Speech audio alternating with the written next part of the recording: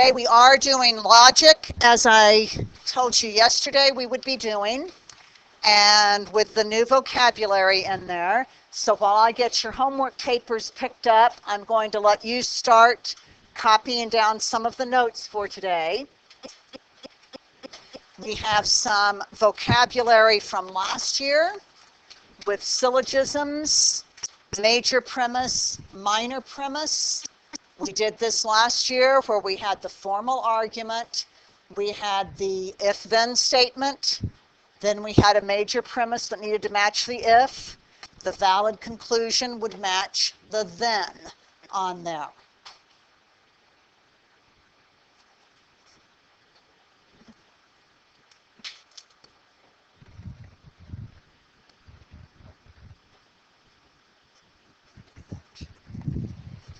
Oh, I know. It's still frozen. And to maybe save you just a little bit of time when you get down to some of your conclusions, instead of writing out the word therefore, you may use three little dots that are arranged like the vertices on an equilateral triangle, so that you don't have to write out the word therefore at times. So let's go through an example and make sure we remember what we're talking about from last year. Last year we had a lot of problems that started out with a major premise, or sometimes we called that the original conditional. Those are synonyms. You may use either term. And first thing we asked you to do last year was to rewrite that as an if-then statement. So can anybody tell me how you might rewrite that? If something or other, then something else. Anna. Say if somebody is a man, then they are. Okay, very good. If someone is a man, then that person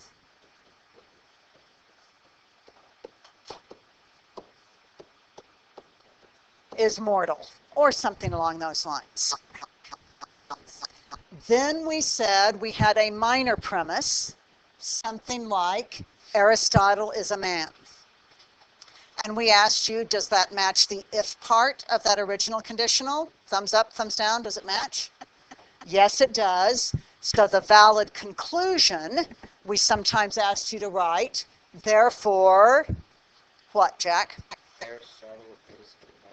Therefore, Aristotle is immortal, or Aristotle is mortal, would be the valid conclusion. One thing we are going to do this year is a little bit of shorthand. We are going to say whatever our if part is of the original conclusion, we're going to call that P. Whatever the then part is, we are going to call Q. So a valid argument is going to be if P, then Q. So the ones that we did last year, we're checking. Does this match P? The valid conclusion matches Q. In general, and write as much of this as it's helpful, you don't need to write all of this part down. Major premise will many times talk about some group like men and a property, characteristic, quality being mortal for that group. If the minor premise identifies somebody who's in that group, then the valid conclusion will be having that particular property. And if you remember, sometimes last year, it wasn't necessarily, does the argument make sense in our universe? We had some pretty wild and crazy ones that we'd say, that is false, that's not true. But it was still valid. And I'm going to try to switch us from true, false, which some books and teachers use, to valid, invalid, because we're talking about, is it logical? So maybe it's true in some weird alternate universe, some other planet, I don't know. We'll see some of those before we're done today. Questions at this point? Okay, then starting to talk about this PQ notation and these new patterns this year that we are going to need to know. This is what we did last year, conditional. If P, then Q. As I just showed you on that last slide, we'll often write it like that. P first, arrow means then Q follows. So here's one that is going to be our original conditional. We're going to accept it as valid. And I think you will believe that in our universe, it is true. If you get a 95% on absolutely every homework assignment, and you get a 95% on every single quiz, every single test that we have, then you get an A for your semester grade in the class. Would you accept that as true in our universe? So we're going to say that's true. That is our valid logical argument. Now, we're going to have three other patterns.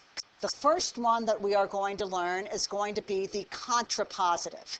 That's going to switch the order and take the opposite of each of those clauses that we had in the original. So we're going to put not. If not Q, then not P. And shorthand would be a little squiggle for not Q.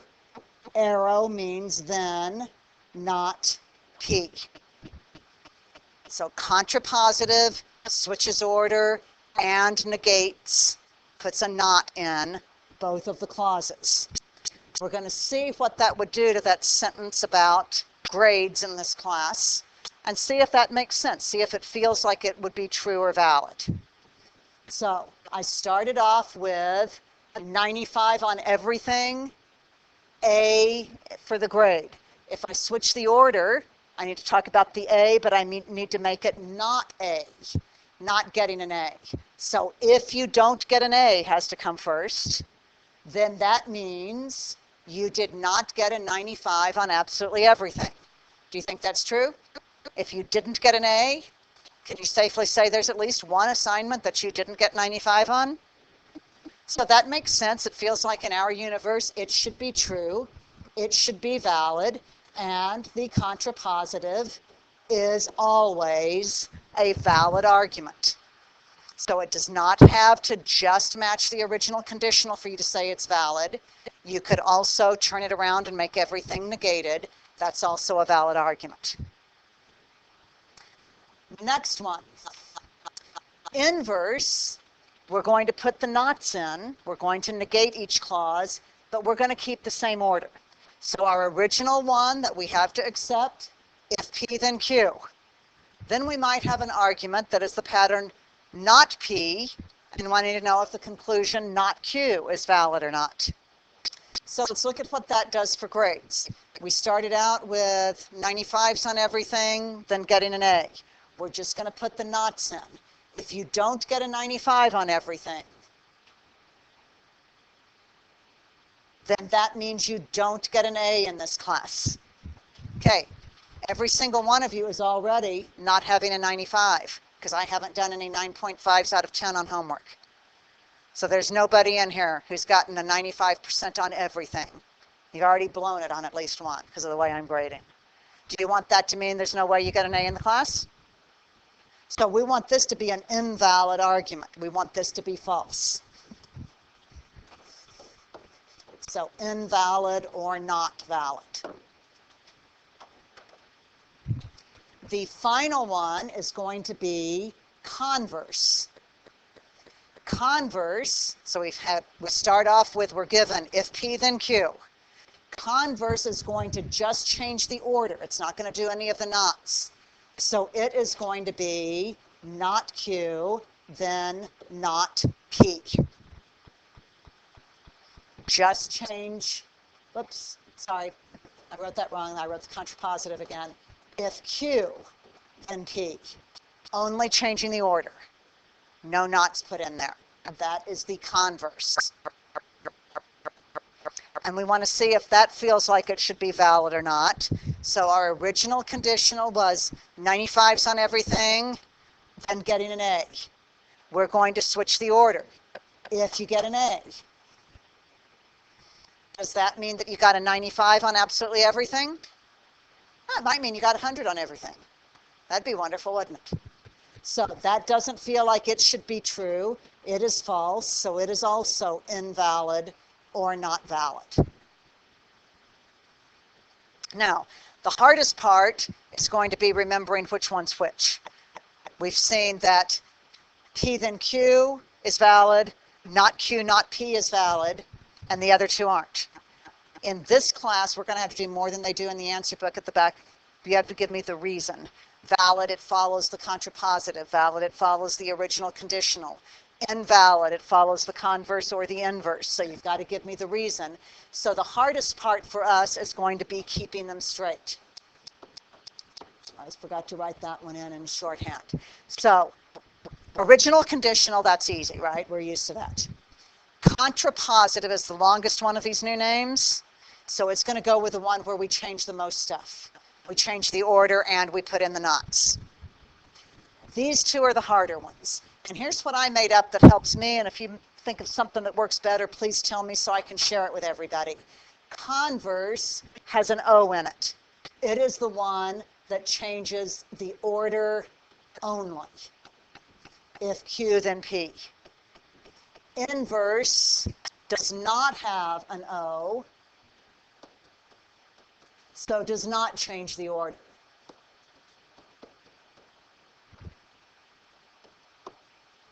Only putting in the negations. So I share that if it helps. Now, in our formula list, let's put these in shorthand form so that it's easy to spot as we're getting used to these words and which one's which. So one on a line that you're not numbering, put down, we're talking about original conditionals that are the pattern, if P then Q, so we have to accept that that is true or valid. The contrapositive is going to be the one that changes the order and the knots, so not Q then not P, and if it fits this pattern, we'll say it's true or valid.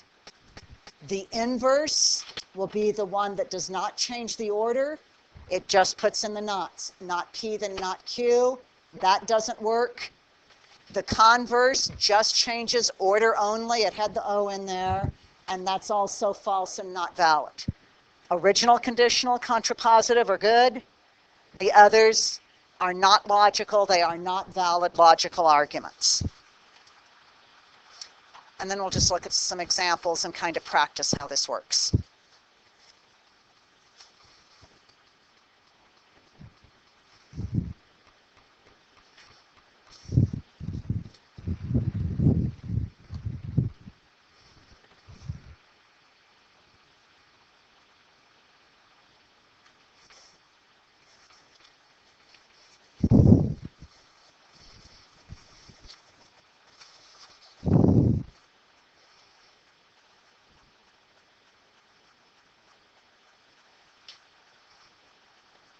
Got a few of you still writing.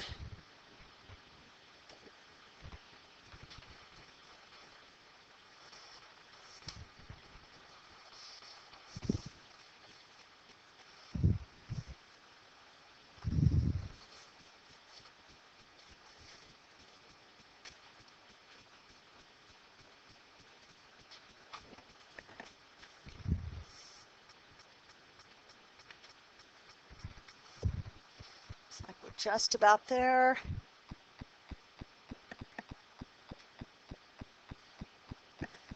All right, so let's review last year. Major premise implies a conditional. Who can tell me how to rewrite this as a conditional? That means rewrite if then. Gina, how about you give it a try? How would you write that if then?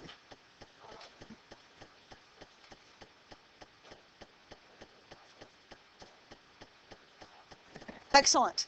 If it's a rabbit, if an animal's a rabbit, then it's a fast runner. So we've got our hypothesis, our if P, then Q. So total review with that one. Okay, let's try making things a little bit more involved here.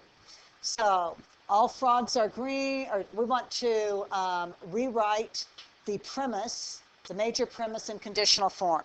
The major premise is all frogs are green. So let's do the same thing we just did. Let's rewrite that in if-then form. So, Abby, how about you give it a try? Okay, if it's a frog, then it's green. So P is being a frog. Q is being green. So do you believe that to happen to be true in our universe? If it's a frog, it's green? Is that always true? Is every frog green? Then we don't think that's true in our universe, but we're going to accept it as valid for this argument. It's valid logically. We know that there are tree frogs that are what, yellow and red and all kinds of other colors and all that stuff running around. So this is our valid argument. Okay, minor premise. Henry is a frog. Does that match P? Does that match Q? Does that match not P? Or does that match not Q? My other Abby. It matches P. So this is also a P. The only logical valid argument that starts with P is if P then Q. So we need a conclusion. It's asked us to write a valid conclusion. So therefore, what would be our valid conclusion, Morgan? What? Therefore, Henry is green. It has to match a Q. Q's being green. So that's our logical conclusion. Okay, going to do part B for this example. I am going to keep the same major premise, all frogs are green. That's our P and Q. But now our new minor premise is going to be Henry is not green.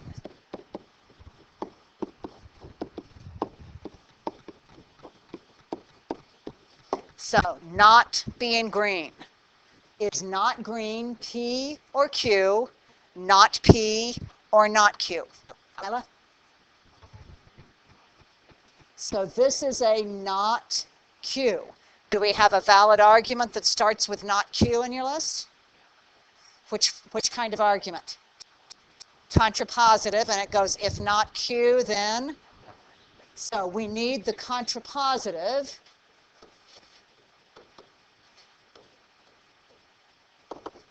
So not Q needs to imply not P.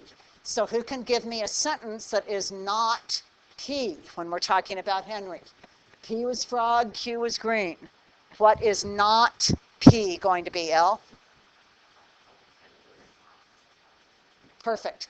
Therefore, Henry is not a frog.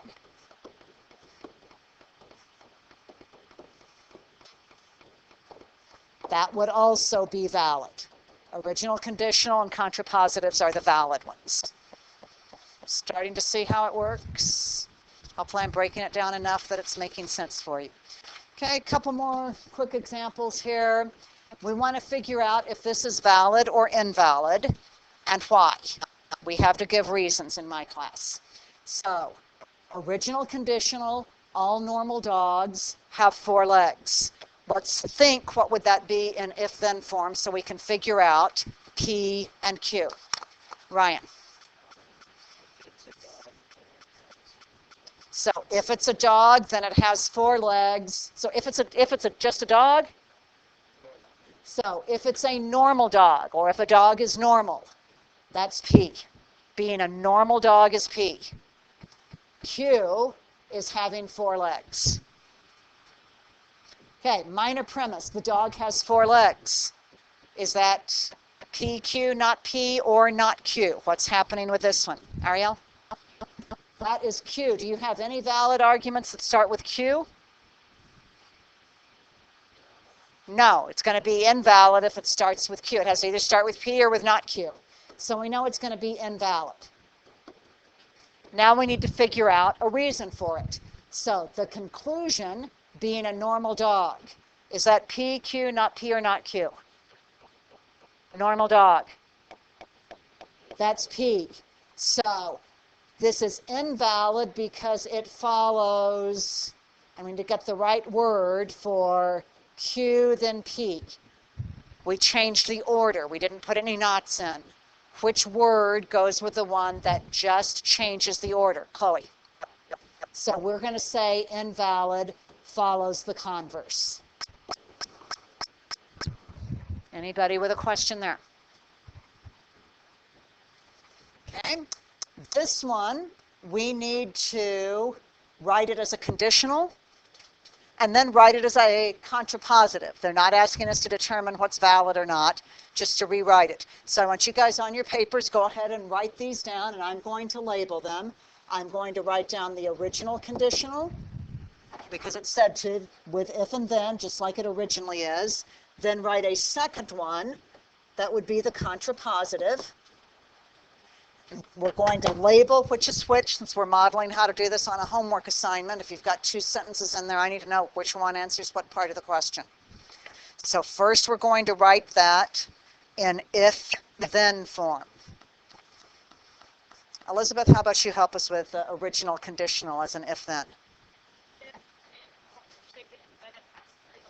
Okay, if an animal is a chicken, then it has 3 legs, or if it's a chicken,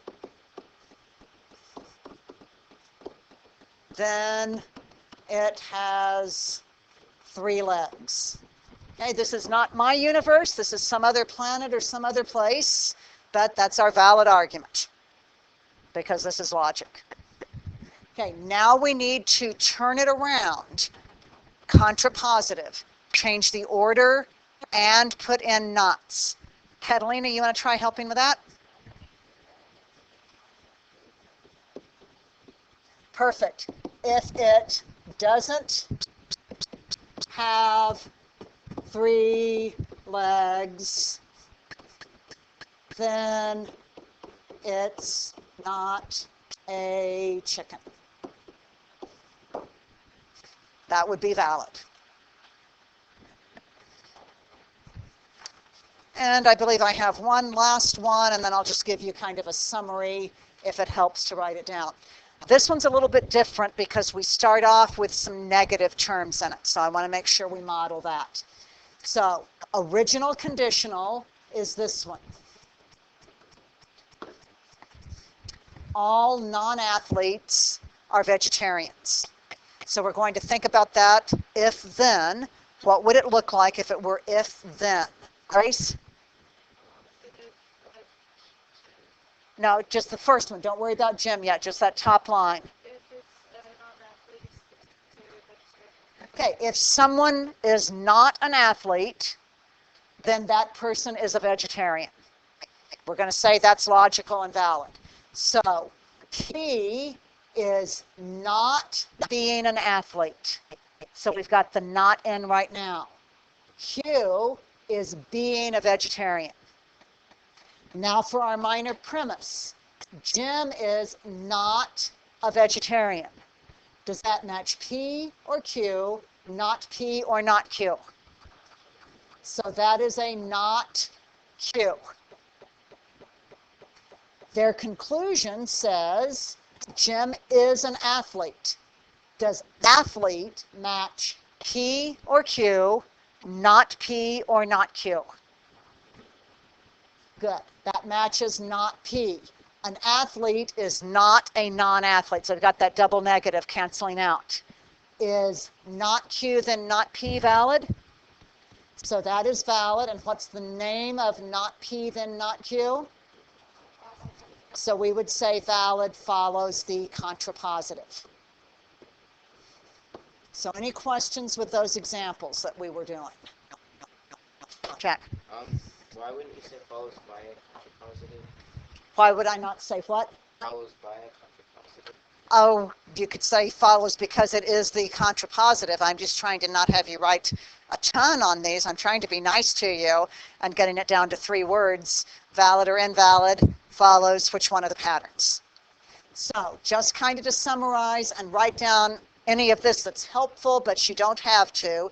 You're going to write or think the major premise is if-then, so you can figure out what's P, what's Q. You're going to check if the minor premise matches P, does the conclusion match the Q? You'll say valid follows the major premise or valid follows the original conditional. I don't care which one you write in there. Those are equivalent. If it matches not Q, that's going to be the only other time that it's valid. you're going to check, does the conclusion match not P? So if you've got not Q, then not P. Valid follows contrapositive. Anything else is invalid. If you get Q then P, you'll write down invalid follows the converse, the part I've got in red and underlined.